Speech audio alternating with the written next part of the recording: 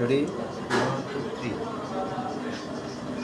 আচ্ছা, অনেক সময় আমরা দেখি যে আমাদের ঘরে যখন ইলিশ মাছ, বিশেষ করে মাছগুলো রাখা হয়, তখন দেখা যায় না, তোমরা হয়তো দেখছো তোমার আম্মারা এইভাবে দিয়ে কোনো কিছু না দিয়ে নিজে কি করে এভাবে রেখে দেয়, তাই না? এইভাবে কোনো কিছু না দেয়, কোনো পানি কোনো কিছু না দেয়, খাবার দেয়, খাবার দিয়ে ডিপ ফ্রিজে রেখে দেয়। এরপরে যখন মাছগুলো বের করে তেল চাটা একটা গন্ধ আসে না? তেল চাটা গন্ধ আসে, বিশেষ করে ইলিশ মাছ। আমি আজকে যে সিক্রেটটা দেখাবো, ঠিক আছে, এইটা তোমরা পালন করবা ফ্রম দ্য ডে ওয়ান। তুমি যেদিন ইলিশ মাছ কিনবা সেদিন থেকে আমার এই প্রসিডিউরটা তোমরা ফলো করো। আমি মানে 100% শিওর যে ওই গন্ধটা আসবে মাছে। বোঝা গেছে? দেখো, এখন কয়েক রকমের রাখা যেতে পারে। তোমার যদি ঘরে পলি থাকে, এভাবে পলি নিবা। যদি এরকম ডিশ থাকে, 7 ডিশ থাকে, 7 ডিশ নিবা। যদি প্লাস্টিক কন্টেনার থাকে, প্লাস্টিক কন্টেনার নিয়ে কী করবা, মনে করো আমি এই যে এসে দিলাম, এই পলিতে আমি পানি দিলাম।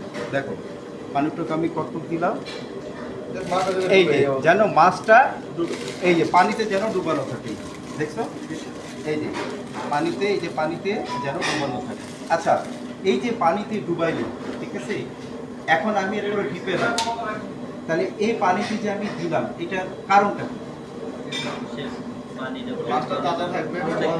হ্যাঁ, এখন আমাদের এই ফ্রিজে কিন্তু আমাদের অনেক এয়ার সার্কুলেশন হয় না, বিভিন্ন ধরনের জিনিস থাকে ডিপে।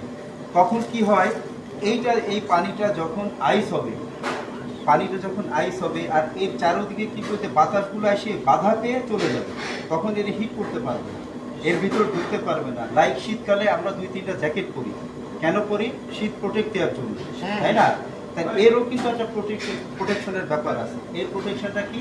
এই যে পানি, এই পানিটা তুমি যখন দেখবা ডিপ হবে, তারপরে দেখবা আবার তুমি এটাকে বের করবা, আর তুমি তাড়াতাড়ি এটাকে 1 থেকে 2 মিনিট পানিতে দিবা, তাড়াতাড়ি কিন্তু পানি মানে আইসটা পানি হয়ে যাবে। বোঝা গেছে? এই যে দেখছো প্রসেস। আচ্ছা, এই একটা প্রসিডিউর গেল। এখন আমরা এটাকে কি করবো, ডিপে রেখে দিই, এই জন্য এখানে রাখবো। এখন তোমরা চাইলে এরকম কন্টেনারেও রাখা যেতে পারে। ওকে, এখন আমি এই যে এইটাও রেখে দিলাম। এই যে আর একটু পানি আনি, এটার অর্থ হচ্ছে তোমার পানিটা যেন মাছের উপরে থাকে, এক পর যেন উপরে থাকে, এটা যেন শুকনো না থাকে। এইটা যেন শুকনো থাকলে ওই যে আগে যে গন্ধটা হইতো, কেন হইতো?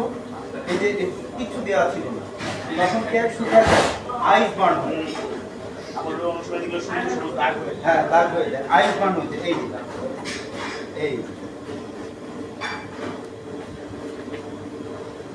এখন যাদের অল্প জায়গা তারা এইভাবে পলিথিন করে রাখবে, যাদের বেশি জায়গা তারা হাত বেশি রাখবে।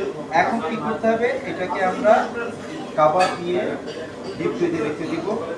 এইটাকে আমরা এইভাবে বেঁধে, ঠিক আছে, এটাকে আমরা বেঁধে এইভাবে এভাবে আমরা ডিপ ফ্রিজে রাখতে পারি।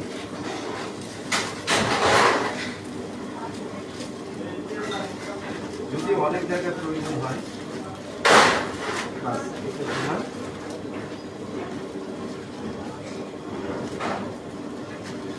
ঠিক আছে।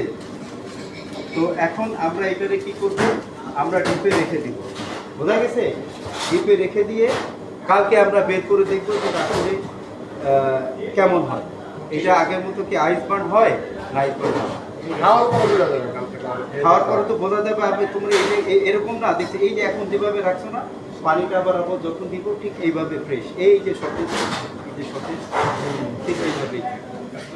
তাহলে এখন মনে করো তুমি বিশেষ করে ইলিশ মাছগুলো আর হচ্ছে রূপচাঁদা, এই 2টা মাছ কিন্তু সেই পরিমাণে তীব্র একটা গন্ধ, ইলিশ আর রূপচাঁদা।